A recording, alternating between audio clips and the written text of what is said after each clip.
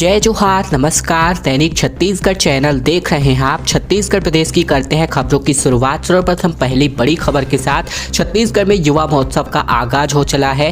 रायपुर में 3 दिनों तक होगा लोक कला, साहित्य और ग्रामीण खेलों की प्रतिस्पर्धा का आयोजन। दरअसल राजधानी रायपुर के साइंस कॉलेज मैदान में बीते दिन से राज्य स्तरीय युवा महोत्सव का आगाज हुआ।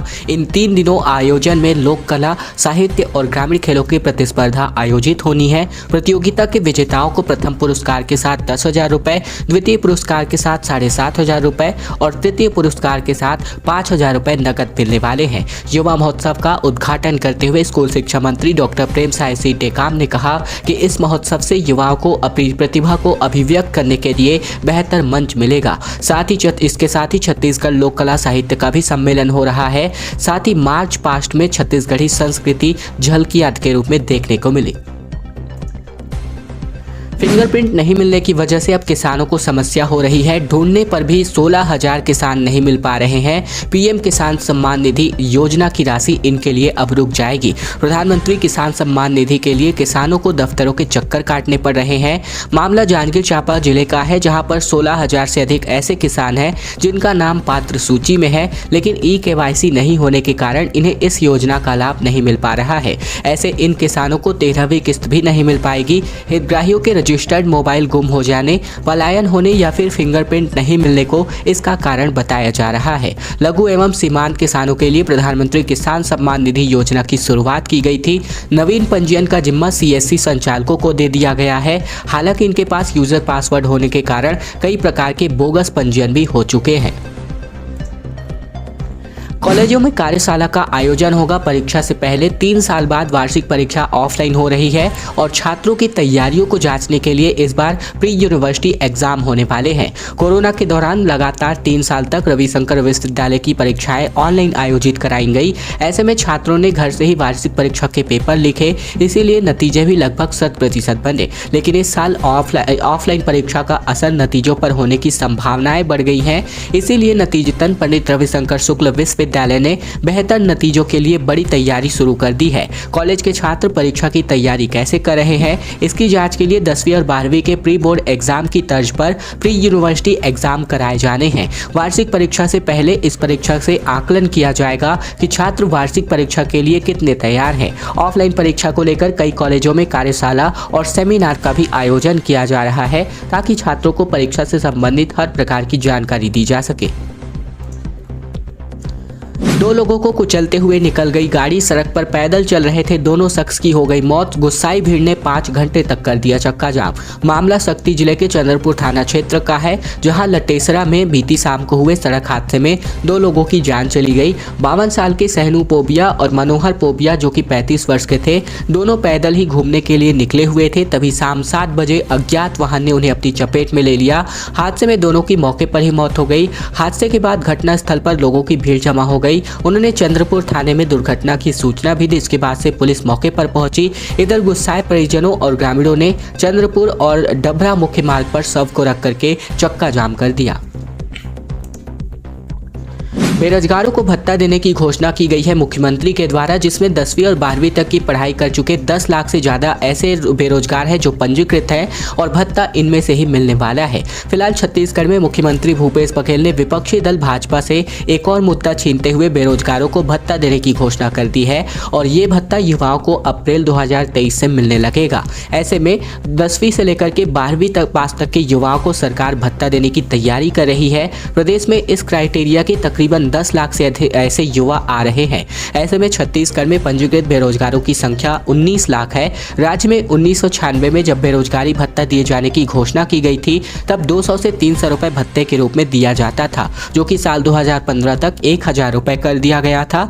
ऐसे में साल 2018 के चुनाव में राज्य सरकार ने अपने जन घोषणा पत्र में राज्य मित्र योजना के तहत घर घर रोजगार देने का वादा किया था। और अगर बेरोजगारी भत्ता देने की बात करें तो मध्य प्रदेश में, उत्तर प्रदेश में, बिहार में और राजस्थान में फिलहाल बेरोजगारी भत्ता दी जा रही है। गर्मी की गर्मा गर्म एंट्री हो रही है छत्तीसगढ़ में। खासकर महासमुंद के बाद अब बिलासपुर में सबसे गर्म तापमान रिकॉर्ड किया जा रहा है। सामान्य से 5 से 6 डिग्री तक अधिक पारा रिकॉर्ड किया गया है। दरअसल बिलासपुर का पारा जनवरी माह में ही 34 डिग्री के करीब पहुंच चुका है। इस माह गर्मी जैसी स्थिति निर्मित हो गई है। वहीं महासमुंद को छोड़कर छत्तीसगढ़ के किसी भी शहर में इतना अधिकतम तापमान पिछले 10 साल में रिकॉर्ड नहीं हुआ है। 2021 में बिलासपुर में ही 33.4 डिग्री सेल्सियस अधिकतम तापमान रिकॉर्ड हुआ था, लेकिन इस बार ये पारा 33.8 डिग्री पहुंच चुका है। बिलासपुर के साथ ही राज्य के दूसरे शहरों में भी तापमान ज्यादा दर्ज किया जा रहा है। यह इसीलिए क्योंकि 10 जनवरी के बाद लगातार पश्चिमी विक्षोभ आ रहे हैं। इसकी वजह से हवा का पैटर्न भी लगातार बदल जा रहा है और इसके कारण अधिकतम तापमान के साथ ही न्यूनतम तापमान में भी वृद्धि हो रही है। चलती कार में ही ब्लास्ट हो गया और देखते ही देखते गाड़ी पूरी तरीके से जलकर खाक हो गई। मामला जो है रायपुर का है, जहां पर बाल 2 युवक बचे। फिलहाल छत्तीसगढ़ की राजधानी रायपुर के मैग्नेटो मॉल के सामने से खबर है, जहां पर चलती कार में ब्लास्ट हो गया। स्कॉर्पियो में ब्लास्ट होने के बाद भीषण आग लग गई। देखते ही देखते वाहन पूरी तरीके से जलकर खाक हो गया। हालांकि कार सवार 2 युवक बाल बच गए। घटना को देख करके वीआईपी चौक पर अफरा तफरी का माहौल बन गया था। लोगों ने इसकी सूचना पुलिस को दी है। खबर लगते ही फायर ब्रिगेड और पुलिस की टीम मौके पर पहुंची। मामला तेलीबांधा थाना क्षेत्र का है। यात्रियों को सुविधाओं में विस्तार करते हुए समर सीजन के पहले हैदराबाद और वाराणसी के लिए नई उड़ानें 7 से शुरू होने वाली हैं। दरअसल समर सीजन में हवाई यात्रियों की संख्या बढ़ने की वजह से एयरलाइंस फरवरी में नई उड़ानें शुरू कर रहा है। मुंबई से विशेष उड़ानों की घोषणा के बाद अब इंडिगो एयरलाइंस की ओर से 7 फरवरी से वाराणसी, हैदराबाद, रायपुर की नई उड़ानें शुरू की जा रही हैं। इस विशेष फ्लाइट के जरिए ऑनलाइन टिकटों की बुकिंग भी शुरू हो गई है। एयरलाइन से मिली जानकारी के अनुसार नई फ्लाइट वाराणसी हैदराबाद वाराणसी से सुबह 11:55 पर उड़ान भरकर दोपहर 2:05 को हैदराबाद पहुंचेगी और हैदराबाद से दोपहर 2:45 बजे के तकरीबन उड़ान भरकर ये 3:55 को रायपुर पहुंचेगी। फूड पॉइजनिंग की वजह से 30 लोग बीमार हो गए। धार्मिक आयोजन के बाद भंडारा लगा था, जिसमें खाना खाने के बाद महिलाएं और बच्चे बीमार हो गए। फिलहाल मामला छत्तीसगढ़ के कवर्धा जिले में है, जहां पर फूड पॉइजनिंग की वजह से 30 लोग अचानक बीमार हो गए। बताया जा रहा है कि भंडारे का आयोजन किया गया था, जिसमें महिलाएं, बच्चे और आसपास के लोगों ने खाना खाया था। इसके बाद सभी बीमार हो गए। इसके बाद सभी को इलाज के लिए सामुदायिक स्वास्थ्य केंद्र भर्ती कराया गया। मामला पंडरिया के तोरला नवागांव क्षेत्र का है। मिली जानकारी के अनुसार धार्मिक कार्यक्रम के तहत भंडारे का आयोजन किया गया था। इस खाने को खाकर महिलाएं और बच्चे समेत काफी लोगों की तबीयत अचानक से बिगड़ गई। 975 पदों पर भर्ती हो रही है और पुलिस भर्ती के लिए प्रारंभिक परीक्षा का आयोजन आज हो रहा है। पुलिस विभाग में सूबेदार, उप निरीक्षक, प्लाटून कमांडर जैसे कुल मिलाकर 975 पदों पर भर्ती होगी। इसके लिए प्रारंभिक लिखित परीक्षा आज आयोजित हो रही है। ऐसे में परीक्षा के लिए तकरीबन 68,000 उम्मीदवारों ने आवेदन किया है। इसके लिए राज्य में तकरीबन 175 परीक्षा केंद्र बनाए गए हैं। परीक्षा सुबह 10 बजे से होगी। अफसरों का कहना है कि परीक्षा के लिए पूरी तैयारी कर ली गई है। प्रवेश पत्र ऑनलाइन जारी किए जा चुके हैं। अभ्यर्थियों को परीक्षा के लिए प्रवेश पत्र के साथ फोटो युक्त मूल पहचान पत्र जैसे कि वोटर आईडी, आधार कार्ड या फिर ड्राइविंग लाइसेंस आदि में से कोई भी एक दस्तावेज ले जाना होगा। यूपी में पकड़ाया है हिस्ट्री सीटर। कांग्रेस नेता हत्याकांड का शूटर। एटीएस पर लगा था अपहरण का आरोप। हत्या से पहले डालडा कारोबारी युवक ने की थी रैकी। दरअसल बिलासपुर के हिस्ट्री सीटर कांग्रेस नेता संजू त्रिपाठी की हत्या में शामिल शूटर व डालडा कारोबारी को उत्तर प्रदेश एटीएस ने पकड़ा है। बताया जा रहा है कि वह शूटर दोस्तों के साथ बिलासपुर आया था और इस दौरान उसने संजू त्रिपाठी की रैकी भी की थी। यही वजह है कि पुलिस ने उसे पकड़ने के लिए उत्तर प्रदेश एटीएस से मदद मांगी थी। बिलासपुर से पुलिस की टीम आरोपी को लेने उत्तर प्रदेश पहुंच गई है। इधर बिना जानकारी के पकड़े जाने पर उसके परिजनों ने अपहरण का आरोप लगाते हुए शिकायत दर्ज करा दी थी। पुलिस ने जांच की, तब उसे उत्तर प्रदेश एटीएस की हिरासत में लेने का मामला सामने आया है। विश्व कैंसर दिवस के अवसर पर रायपुर में होगा मुफ्त कैंसर स्क्रीनिंग शिविर का आयोजन। फिलहाल छत्तीसगढ़ के रायपुर में इस प्रकार का आयोजन हो रहा है। 4 फरवरी को विश्व कैंसर दिवस के अवसर पर निःशुल्क कैंसर स्क्रीनिंग का आयोजन किया जाएगा। 30 जनवरी को जो है महासमुंद और 31 जनवरी को राजनांदगांव मेडिकल कॉलेज में स्क्रीनिंग की जाएगी। साथ ही 4 फरवरी को मेकाहारा के क्षेत्रीय कैंसर संस्थान में इसका आयोजन होने वाला है। शिविर में विशेषज्ञों द्वारा कैंसर की निःशुल्क जाँच, आवश्यकता अनुसार रक्त एवं अन्य जाँच जांच एवं परीक्षण के लिए तथा कैंसर रोग से संबंधित अन्य निदान की व्यवस्था होने वाली है। तीनों स्थानों पर सुबह 10 से लेकर के दोपहर 2 बजे तक होने वाले इस शिविर में विषय विशेषज्ञ के साथ चिकित्सक के रूप में संचालक क्षेत्रीय कैंसर संस्थान डॉक्टर विवेक चौधरी भी मौजूद रहेंगे। गृह मंत्री को ढूंढने के लिए जनता कांग्रेस निकलने वाली है और बढ़ते अपराधों के विरोध में टार्च लेकर के अब जोगी कांग्रेस के नेता इनको खोजने वाले हैं।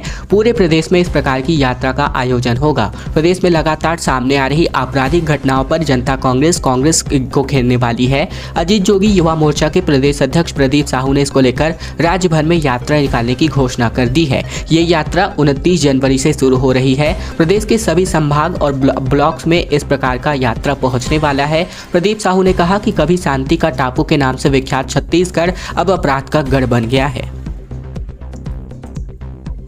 एबीवीपी ने थाने का घेराव कर दिया। संसदीय सचिव रश्मि सिंह के खिलाफ जमकर नारेबाजी करे गई। कांग्रेसियों पर लगाए गए हैं मारपीट के आरोप। छत्तीसगढ़ के बिलासपुर जिले के तखतपुर में अखिल भारतीय विद्यार्थी परिषद के कार्यकर्ताओं ने थाने का घेराव कर दिया। संसदीय सचिव और जिला पंचायत के खिलाफ जमकर नारेबाजी भी की गई। साथ ही एबीवीपी कार्यकर्ताओं ने कांग्रेसियों पर मारपीट के आरोप लगाए। दरअसल सरस्वती शिशु मंदिर में एबीवीपी का कार्यक्रम चल रहा था। कार्यक्रम में अतिथि न बनाए जाने को लेकर कांग्रेस और एबीवीपी के कार्यकर्ताओं के बीच विवाद हो गया और विवाद बढ़कर के झूमा झटकी का रूप ले लिया। बेरोजगारी भत्ते पर सोशल मीडिया पर वार लगातार हो रहा है। मुख्यमंत्री और पूर्व मुख्यमंत्री के बीच रमन सिंह ने लिखा कि चुनाव देख करके दाऊ को घोषणा पत्र याद आ गया, जबकि कांग्रेस ने कह दिया पनामा का सांड। दरअसल गणतंत्र दिवस समारोह के मुख्य भाषण में मुख्यमंत्री भूपेश बघेल ने नए वित्तीय वर्ष से बेरोजगारी भत्ता दिए जाने की घोषणा की। इस साल के अंत में प्रदेश में विधानसभा के चुनाव है और ऐसे में भाजपा और कांग्रेस के बीच सोशल मीडिया पर एक नई जंग छिड़ चुकी है। पूर्व मुख्यमंत्री डॉक्टर रमन सिंह ने इसको चुनावी घोषणा बताने की कोशिश की तो वही कांग्रेस के नेता सोशल मीडिया हैंडल्स पर उन्हें पनामा का सांड कह रहे हैं। पूर्व मंत्री अजय चंद्राकर के आरोपों पर कहा गया कि कांग्रेस ने अपने घोषणा पत्र में बेरोजगारी भत्ते का कोई वादा ही नहीं किया था, उसके बाद भी भत्ता दिया जाएगा। छत्तीसगढ़ में बीबीसी की डॉक्यूमेंट्री पर विवाद हो रहा है। पूरे देश में इस प्रकार के विवाद भी हो रहे हैं। पीआरएसी यानी कि पंडित रविशंकर शुक्ल विश्वविद्यालय में 2 घंटे तक स्क्रीनिंग चलाई गई। छात्रों ने एक गुट में होकर के प्रदर्शन कर दिया। दरअसल प्रधानमंत्री मोदी पर बनी बीबीसी की documentary India the Modi question को लेकर देश भर के अलग अलग जगहों पर विवाद जारी है। केंद्र सरकार ने पहले ही इस डॉक्यूमेंट्री को प्रोपेगेंडा बताते हुए प्रतिबंध लगा दिया है। यूट्यूब और ट्विटर पर इसे ब्लॉक करने का निर्देश भी जारी किया गया है। इस डॉक्यूमेंट्री पर जारी विवाद अब छत्तीसगढ़ भी पहुंच गया है। राजधानी के पंडित रविशंकर शुक्ल यूनिवर्सिटी के हॉस्टल में इस डॉक्यूमेंट्री की स्क्रीनिंग की गई। इस दौरान छात्रों के एक दूसरे गुट ने विवादित प्रदर्शन का विरोध किया, जिसकी वजह से थोड़ी देर तक हंगामा भी हुआ। दुष्कर्म के केस पर बृजमोहन ने सरकार को चुनौती दे डाली। पूर्व मंत्री ने कहा कि जब तक दम है मुझ पर केस करके दिखाए कांग्रेस। कांग्रेस बोली कि पूरी भाजपा ही बलात्कारी के पक्ष में है। दरअसल नेता प्रतिपक्ष नारायण चंदेल के बेटे के खिलाफ दर्ज दुष्कर्म के मामले में पूर्व मंत्री बृजमोहन अग्रवाल ने सरकार को बड़ी चुनौती दे डाली है। अग्रवाल ने कहा कि सरकार बिलो द बेल्ट वार कर रही है, ऐसे में अगर उसमें दम है तो वो बृजमोहन और नारायण चंदेल के खिलाफ केस करके दिखाएं। जवाब में कांग्रेस ने कहा कि पूरी भाजपा ही बलात्कारी के पक्ष में खड़ी है। जिस दिन एक भी पीड़ित सामने आ गया उस दिन बृजमोहन भी नहीं बचेंगे। दिल्ली से लौटकर पत्रकारों से चर्चा में पूर्व मंत्री और भाजपा विधायक बृजमोहन अग्रवाल ने ये बातें कही। खैर दोस्तों, अब आज की खबरों का सिलसिला बस यहीं तक का था। अगर आपको यह वीडियो पसंद आए तो वीडियो को लाइक कीजिएगा। चैनल पर नए हैं तो चैनल को सब्सक्राइब करना मत भूलिएगा, ताकि प्रतिदिन की महत्वपूर्ण खबरें छत्तीसगढ़ समाचार बिना रुकावट रोजाना हम आप तक पहुंचा सकें।